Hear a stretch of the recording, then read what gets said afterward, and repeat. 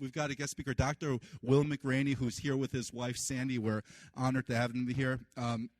Dr. Mack, he's the executive missional strategist for the Mid-Atlantic Baptist Network, which hopefully you know we're a part of. It's our larger state association here, Maryland, Delaware, and some other areas where we are existing together to make God known.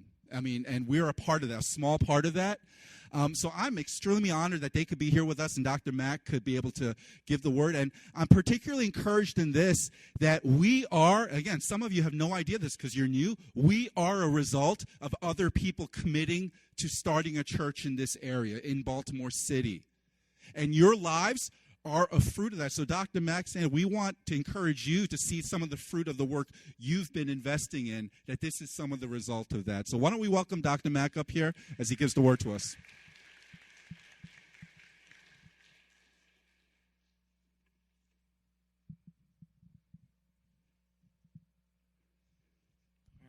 Good morning, everyone. I'm actually going to do something with this stuff. I'm not going to talk for 3 or 4 hours, though. That'll be good news to you. There we go.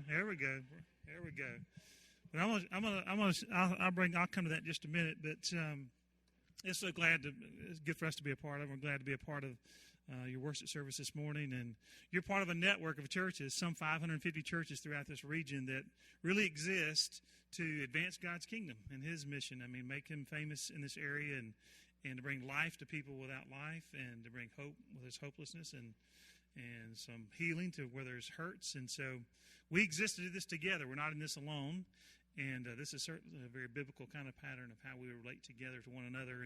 And we recognize that this is a great season in the life of this church, and this is a good thing. But many times churches need encouragement. Part of what we do is we encourage churches, we encourage pastors and leaders, and we do that. We're involved in equipping as a network, and then we really engage the mission field. That's really what we do. We try to advance the gospel, and so I appreciate those many people that way back laid a foundation for this church. And it's here, and you're here as a result of somebody else. Even the people who built this building way back in the day, we're all a product. None of us walk alone. We didn't find the world empty, and we don't want to leave it empty.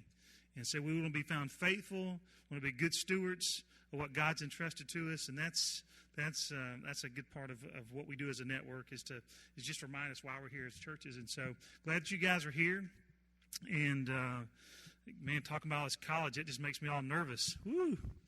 I've got, Sandy and I have 3 girls that are 25 and 22 and 19. And I'm trying to get that 19-year-old through college. She's at Furman in South Carolina and playing golf down there. And so let's see, the other day she was coming from the oral surgeon because she has to have 4 wisdom teeth pulled. I don't know if she's got wisdom, but she has wisdom teeth. And while she was doing it, she was on the highway, and then the transmission went out in the car, and oh my goodness.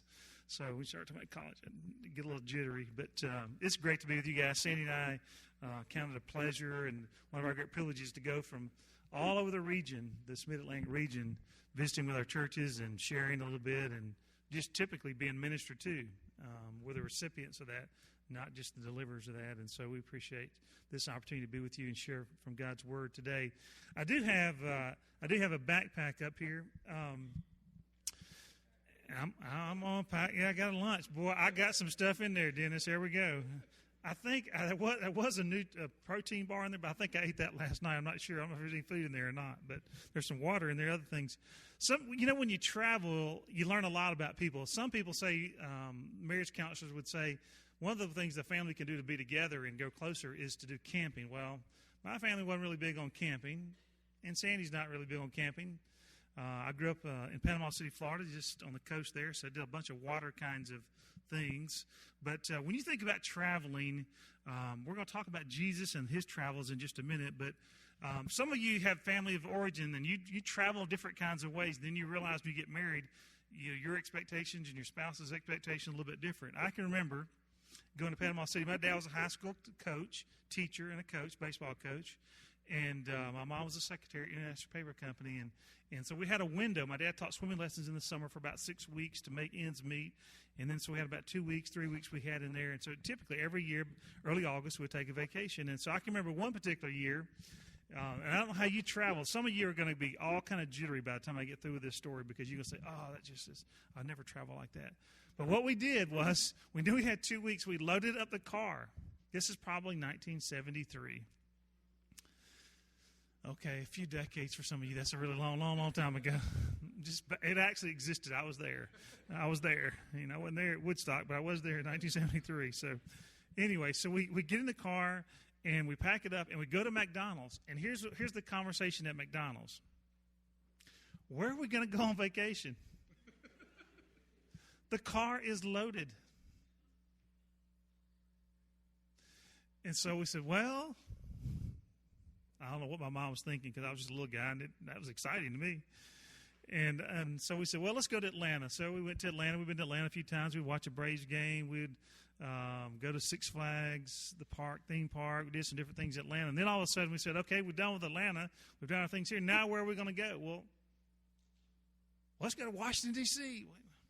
You're not talking about GPS. You're not talking about cell phones. You're not talking about, he's talking about a few interstates, but not very many. Well, here we take off to Washington, D.C., and so there we go up to Washington, D.C. We tour around, and I remember my mom's driving around. She gets lost way back in the early 70s, thinking all these roads. And she's country. Both my parents country Mississippi people. And so if she pulled off the side of the road, she kept tired of hearing my dad fussing. So he said, well, you drive. So they drove around the city again. So we didn't know what in the world we're doing. So finally we see some of the things in Washington. So then we said, where are we going? So we end up at 2 a.m., 3 a.m. in New York City. Parked in an alley beside a hotel, and we're says, hey, we're just going to hang out here till it gets dark, till it gets daylight, and then we can check in then. Well, you just have no reservations, didn't have anything. And some of you think, yeah, that's spontaneous. And some of you just like about to have a nervous breakdown. Just think about that. Now, Sandy likes planning, so we plan. I have a wife and 3 girls, so I got way outvoted. I do have a boy dog, but he doesn't talk too much. Man's best friend. Anyway, so we do planning. My dad's idea of having kind of camping experiences, we had boating, and we moved to Natchez, Mississippi, which is on the Mississippi River, and to be close to my grandmothers. Both of those were still living. My one grandmother ran a gas station and grocery store until she was 96 and a half in the same location for 74 years. Talking about stability. Woo! I could tell you Bonnie and Clyde stories and all that kind of stuff. Anyway, we were in Natchez, Mississippi. My dad's idea of seeing if the boat would work, and we had a little ski boat, loved to ski. We just did a lot of water stuff being in Florida. His idea was, I know it's been sitting up all winter, but let's go put it in the Mississippi River, back it off in there, untie, and then we'll get in, then we'll see if it'll crank. Okay, Coast Guard eventually is going to come to the rescue. No, that's not my idea. I mean, some of you, we travel in different kinds of ways. Today, if we do something with a boat in the water, I crank it before it ever leaves the house. I mean, that doesn't mean you're going to be problem-free, but at least I give it a shot. So if you travel, you just have things that happen. Different people travel different kinds of ways. And Jesus had people traveling around him. He had disciples. That was not so uncommon in the day. To have people that would follow a teacher, a leader. And so he had people that followed with him regularly. They were called disciples. And then you had just crowds. You just had people that just came around, and who is this guy? And he's doing some miraculous kinds of things, and he's pretty smart, and he's asking some good questions. And so let's hang out. So you had those people that traveled around with him. And then you had a few religious leaders of the day. Pharisees and Sadducees and other religious leaders, teachers of the law. And Jesus is making some pretty big claims and doing some pretty big things. And so it's in the middle of that we see him having to tell some stories. And so in a minute we're going to look at a passage out of Luke 15.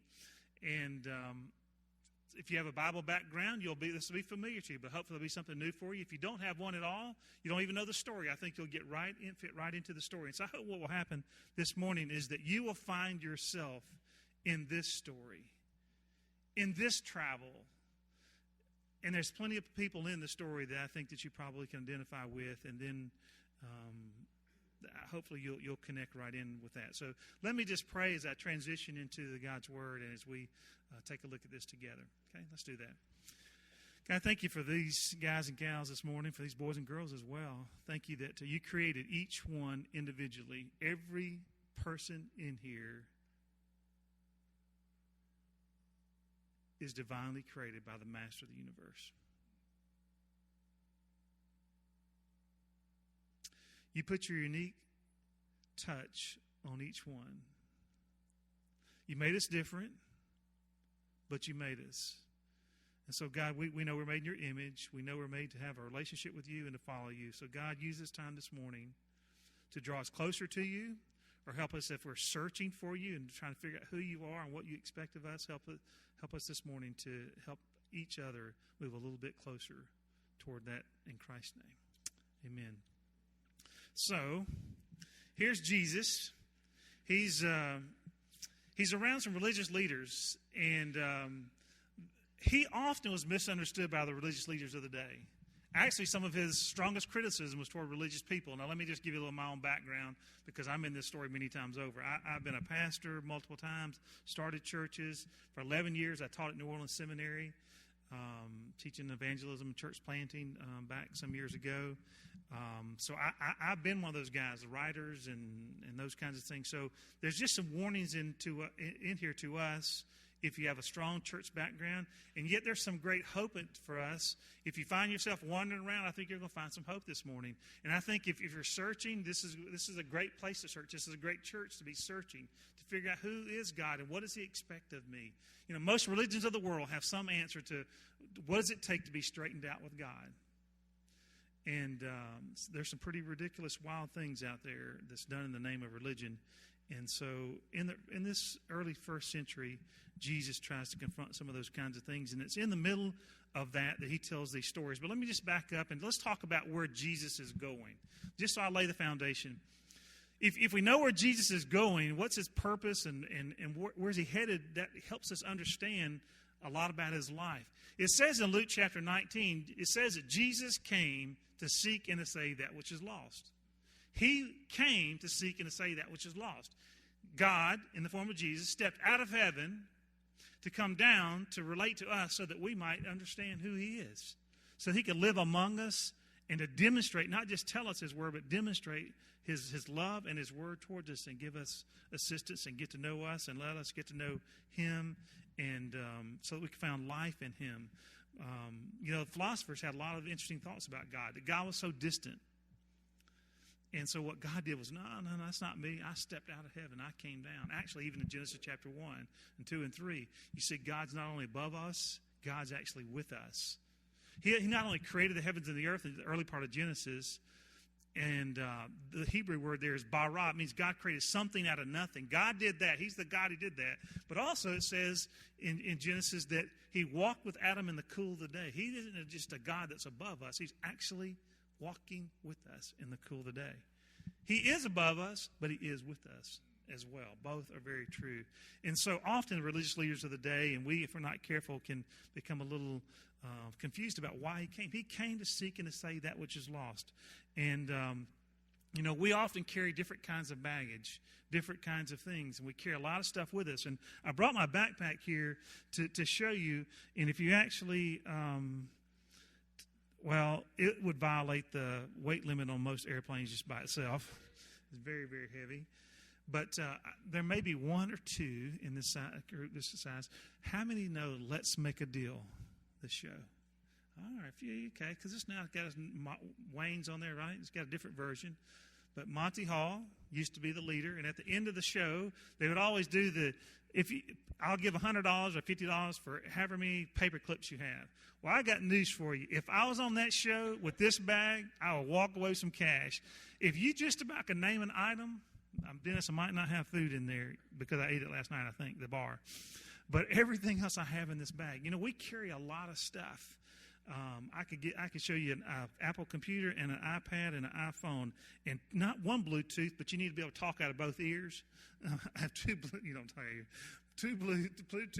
in my bag, multiple chargers. I got pins and I got lozenges, and you name it, I probably got it. It's worse than a woman's large purse, and Sandy carries a big one, but it usually has all my stuff in it. So anyway, we carry a lot of stuff, and religious leaders carry a lot of stuff. And so Jesus came to seek and save that which is lost. And so we find him having to tell 3 stories because the religious leaders of the day weren't getting him. He tells first the story of a lost sheep. And we're going to pick up in just a minute in verse 11, but a lost sheep.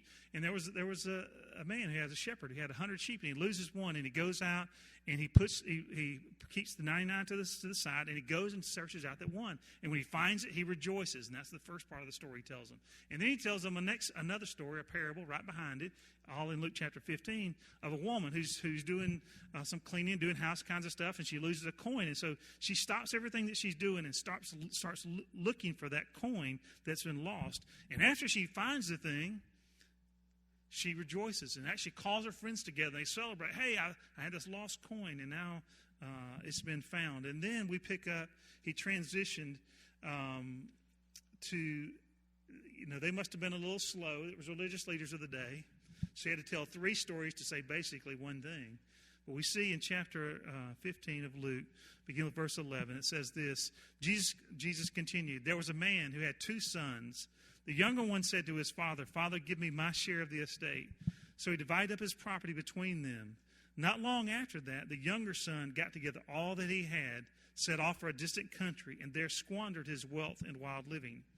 After he had spent everything, there was a severe famine in that whole country, and he began to be in need. So he went and hired himself out to a citizen of that country, who sent him into his fields to feed pigs. He longed to fill his stomach with the pods that the pigs were eating, but no one gave him anything. Verse 17, when he came to his senses, he said, how many of my father's hired servants have food to spare, and here I am starving to death? I will set out, go back to my father, and say to him, Father, I have sinned against heaven and against you. I am no longer worthy to be called your son. Make me like one of your hired servants. So he got up and went to his father. But while he was still a long way off, his father saw him and was filled with compassion for him. For he ran to his son, threw his arms around him, and kissed him. The son said to him, Father, I have sinned against heaven and against you. I am no longer worthy to be called your son. But the father said to his servants, quick, bring the best robe and put it on him. Put a ring on his finger and sandals on his feet. Bring the fattened calf and kill it. Let's have a feast and celebrate. For this son of mine was dead and is alive again. But he was lost and is found. So they began to celebrate. And the story goes on from there. What just a great, great picture. So we have in this context of Luke chapter 15, we see some great things about God and about people. And then we have to figure out how we're going to respond to it. If you pick up the Bible, if the Bible's a new thing to you and you don't have a lot of experience with it and it's a new thing, maybe you can ask 3 kinds of questions when you read a passage. And it'd be something like this. What does this passage say about God? What does this tell me about God? Who God is? What is God like by looking at this passage? A second question would be what does this say about people? Us. What insights do I get about people and even about me? And then the third question, when you pick up your Bible and you begin to read and look, the third question you can ask is, then what do I do with this? How do I obey this? This is not a book to read so that we can pass Bible trivia test. This is a book to give us instructions and guidelines for life, because God, who created you, I said earlier, is the one who knows what's best for you and puts up, in essence, guides around you and me so that we don't hurt ourselves as much. And so he didn't do it because he didn't have anything else to do. He did it because he created us and knew us. And so he puts up guides. So how do I obey this? It's not just a book to learn, to memorize, to do Bible trivia. It's actually a book to live out. And it is the final word and authority and practice, and just like things on even your website and your church believes in. So let me back up just a little bit and give you the context. So why does Jesus tell a story of a lost sheep, a lost coin, and a lost son? Well, the context is Luke chapter 15, verses 1 and 2. And it's very interesting. And here's the context, and here's what it says. Now the tax collectors and sinners were all gathering around to hear Jesus. So the tax collectors and sinners. Let me just pause there. Tax collectors, first century. This, if you work for the IRS, hey, that's an honorable job. In the first century, the Romans were in charge in terms of they had authority over the Jewish people. In essence, they were occupiers. And the tax collectors were some Jewish people who were working to take taxes for the Romans. So they really weren't high on the list. You get that? In other words, they were your brothers and sisters, and now you're collecting taxes for the Roman government. Of course, all the government wanted to do is keep peace and keep taking taxes. You thought that was a new thing. It's not new. It's not new. All governments. So the tax collectors and the sinners, despised people, were all gathering around to hear Jesus. Verse 2. But the Pharisees, those religious leaders, and the teachers of the law muttered, "This man welcomes sinners and eats with them." In other words, it is the religious leaders out of all the people, not his disciples, not the crowds, it's the religious leaders of that day who are saying to themselves, "Look, you're supposed to be this high and mighty religious person and this great teacher, and look at you. You're around tax collectors and sinners." See, they really didn't understand Luke chapter 19, verse 10, when it says, why he came. He was there to seek and save that which is lost. That's exactly why he was there. They were trying to stay distant from people, and Jesus was saying, "No, that's why I'm here." That's the reason it's important to know why he was there, and it's really important to know why you're here. You're created, and I'm created to have a relationship. We're created in the image of God and to have a relationship with him.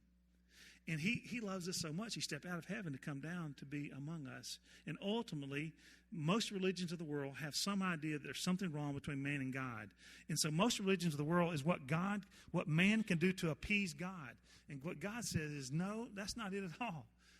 It's about what I did for you. I'm going to come and send Jesus, who lived a perfect, sinless life, to pay the ultimate price, the sacrifice, to die on a cross and ultimately be resurrected for you. I did it for you. For by grace you've been saved through faith. That not of yourselves. It's not a result of works, lest any man should boast about what he's doing.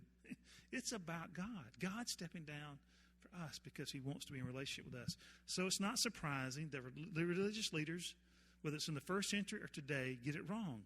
And so they're wondering why Jesus is spending time with these people. And he's saying, that's why I'm here in the first place, is because of these people. And so back to we'll pick up in the story of the verse 11 there, the story of the lost son or the loving father. What does these passages tell us about God? We said 3 questions, right? It tells us that God desires to be in relationship with us. He will take extraordinary measures to stop and to search and have others search and to make preparations even when we're found. God is in the business of wanting to be in relationship with us. He's not a distant God like some of the early philosophers thought. He's not distant, disconnected. He's actually very personal. And so we can learn this about God is that God is in the searching business for all of his creations, whether it's told in the story of the lost coin or the sheep or the lost son. God desires to have a relationship with us. What does it tell us? What does these passages tell us about us, about people?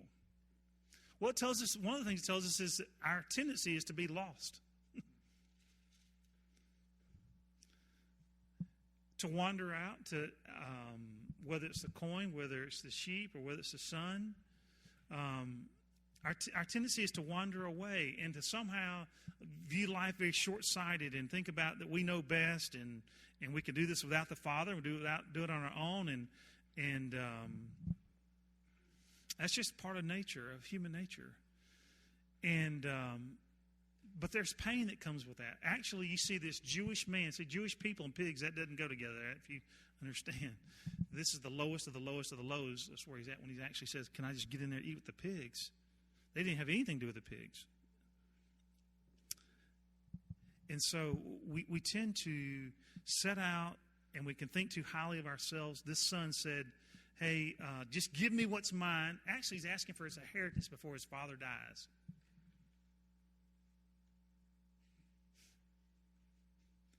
Father knows as he watches his son goes away, he's fixing to blow it, but he gives it to him anyway. Because you see, God doesn't demand your love. He just desires your love.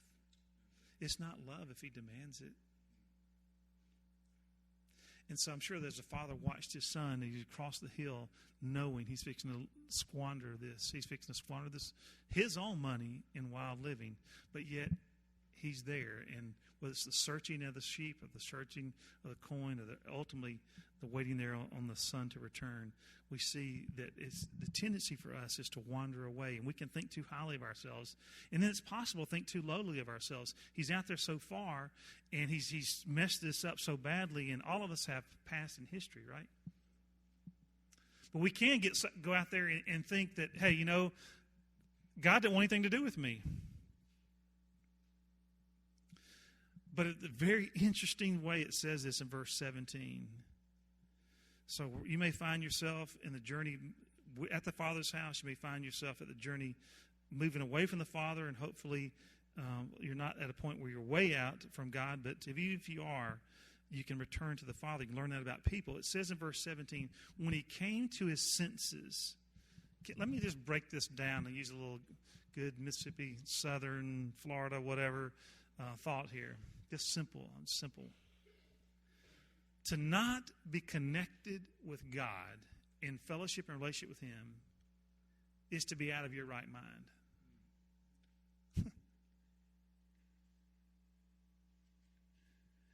He finally came to his senses. In other words, he wasn't in his good senses when he was walking away or when he's down there eating with the pigs. But when he came to his senses, he said, I'm going to go back to my Father's house. That makes good sense. The God who created you to be in relationship with Him and to be living in a way to honor and glorify and please Him, that's making good sense of life. That makes good sense. To do otherwise isn't good sense. But we all do it. And so we can learn about mankind that we have it often. We can be in a relationship with the Father. Sometimes we're moving away from Him. We're walking away. Sometimes we're out there. We're in the mire of life and difficulties, and we've got ourselves into, and we never intended to get there, but we're there. The Son didn't say, hey, let me see if I can go throw this all away and start eating with the pigs. He didn't say that. Sin always takes you further than you ever intended to go. And the consequences are always later. It's the law of the harvest. You pay for good things in advance, and you pay for bad things later. You reap what you sow, more than you sow, and later than you sow. That's just the way it works with planting and harvesting of crops. And so he didn't intend to get there. He just got there. But the Father was waiting, and not only was the Father waiting when he returned. If you went and you read some more of the story, I mean, it's in this part of the story is that he has the servants go and make complete preparations to celebrate the return of the Son. Right? You see, the Pharisees, back up to the context, the Pharisees, the religious leaders are saying, why are you even hanging around these people? And what Jesus says by telling this story is, you guys don't get it. There's going to be some party celebration going on when they get back, when wayward children come back to the Father's house, when this son gets back. There's going to be celebration. There's going to be a party in town. And so when he sees the Father sees his son returning, he says, go kill the fattened calf, put a ring on his finger and a robe on his back and all that stuff. If you read a little more of the story, you could figure out one person is not too happy about this. That's his older brother. He said, look, I've been here doing all my right things, right living, and you haven't given me anything, even a small little calf. He's just whining, complaining. And so if we're not careful, we want to make sure that we're not like the older brother that doesn't welcome back those prodigal sons who've come to their senses and are trying to return home.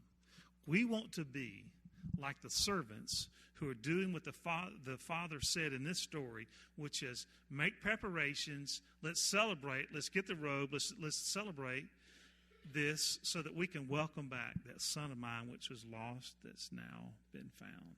You see, that's a picture of what the church is about. So how do we obey this?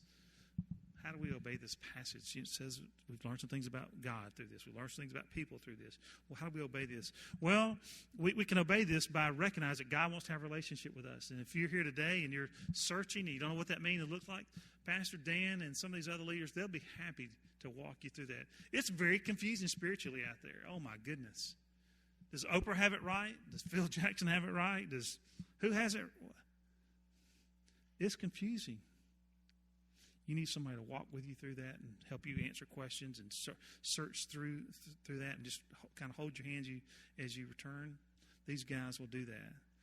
Maybe you can obey this passage as, hey, I'm taking some steps away. I need to stop that. I need to get back to the Father's house. Or I found myself, I'm already out there. I'm really deep, and I'm trying to find my way back. And I would just say, keep coming, keep coming, keep coming, keep coming.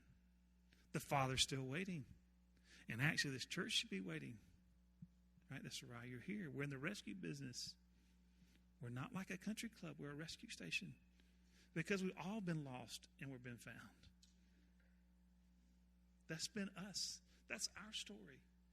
If you know Christ today, that's your story. Maybe you didn't get all the way out there eating with the pigs, but you were moving from God. You were once an enemy of God, and yet now you returned to relationship with Him. And I would just encourage this church to be about the search. If you're going to obey this passage, be about searching. And then be about welcoming when they get back. Because that's who we are. We're welcoming people because we have a God that we learn about in this passage who stepped out of heaven to seek and to save that which is lost. That's why He was here. He isn't here the longer you know Christ, the longer a church exists, the easier it is to forget why we're actually here. And just as a side note, let me just drop a small dose of reality. The church doesn't exist to make your life just better. It will, but it doesn't exist for that. And let me just give us another side note. God doesn't exist to make your life easy either. The American version is that we have a God that if we just placate, He'll somehow throw stuff down from heaven. We have a God that says, I'll give you meaning and purpose and hope, and I'll store treasures in heaven by being on mission with me. But He doesn't exist for that.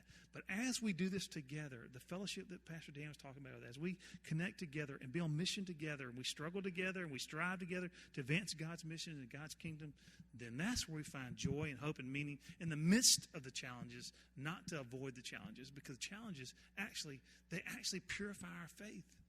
Now, I don't pray for suffering. Let me be serious about this. But in the middle of all that, that's actually typically when we grow. So, plenty of things to learn about God in this passage, and also learn about us and learn about the church. And so, I hope that's wherever you are on your journey, how your family traveled, whether a bunch of stuff or a little stuff, or you took a big bag or you take a little bag, whether you plan it or you don't plan it, I hope that you'll stay on mission and stay on the journey of knowing Christ and making Him known. Okay? Let's bow together. God, thank You for Your word this morning. Thank You just for You to